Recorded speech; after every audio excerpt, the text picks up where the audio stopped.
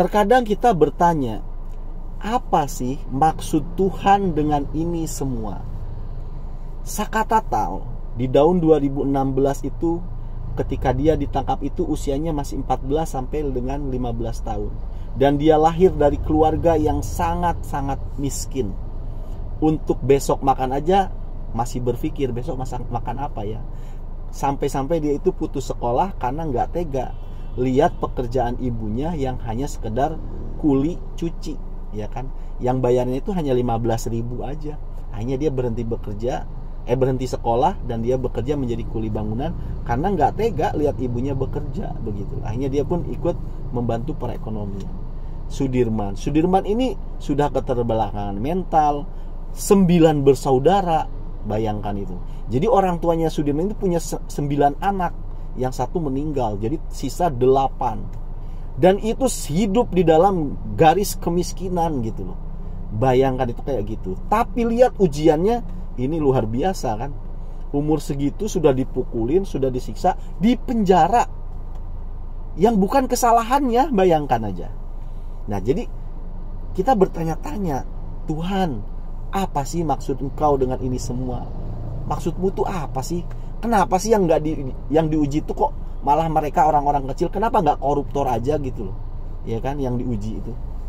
Mereka hidup bergelimbangan harta, disegani orang, punya jabatan, ya kan? Tapi justru mereka yang diuji itu ya mereka orang-orang kecil ini. Apa sih maksud ini semua gitu? Nah, berhubung para korban ini baik Sudirman ataupun Sakatatal ini adalah seorang muslim, mari kita coba mengulik hikmah dari ini semua dari sudut pandang Islam. Kalau Anda beragama Islam, Anda tentu tahu manusia yang paling dicintai Tuhan itu siapa? Jelas, Nabi Muhammad SAW. Bahkan mungkin manusia yang kamu cintai, yang paling kamu cintai ya Nabi Muhammad, bukan? Ya begitu. Tapi kalau kamu mau melihat kisahnya Nabi, dia ini orang yang paling dicintai Tuhan, tapi dia juga sekaligus orang yang paling hidupnya itu susah, yang paling melarat, yang paling sengsara ya Nabi. Nabi itu dulu ketika dia sebelum diangkat menjadi Nabi, itu dia tuh hidupnya kaya raya. Profesi Nabi itu adalah seorang eksportir dan seorang importir.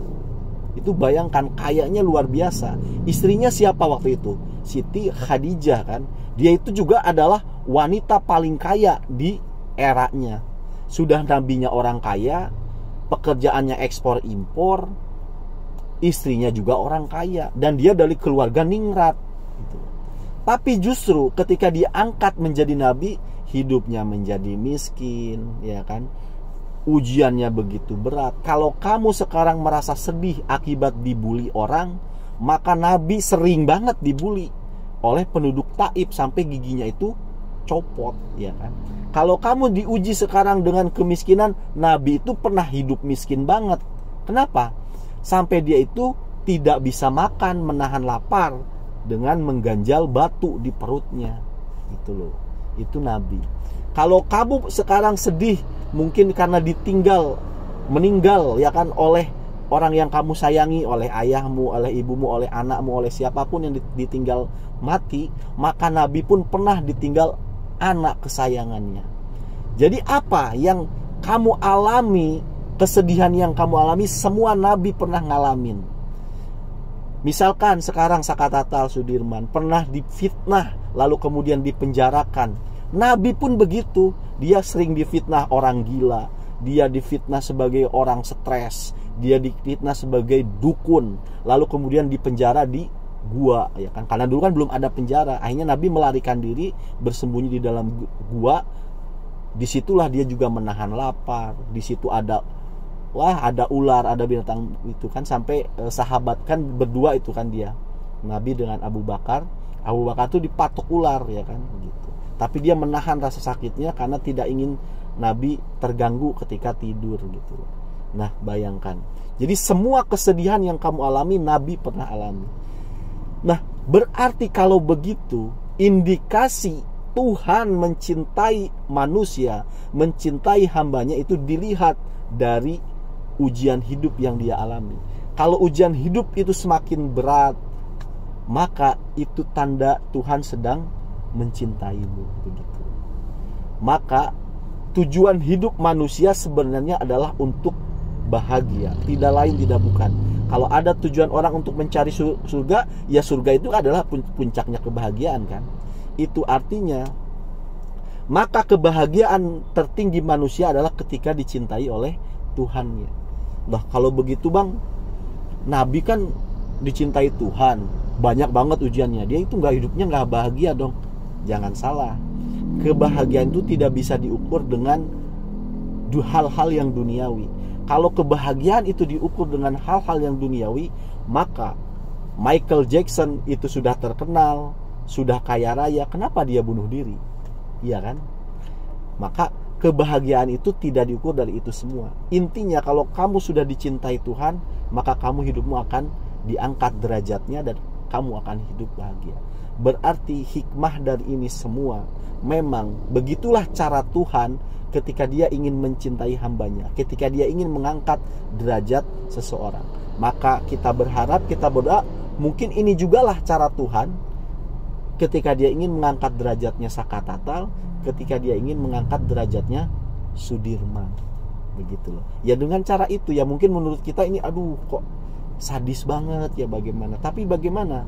Kita kan nggak tahu hikmah di balik ini semua. Yaitulah cara Tuhan mencintai hambanya.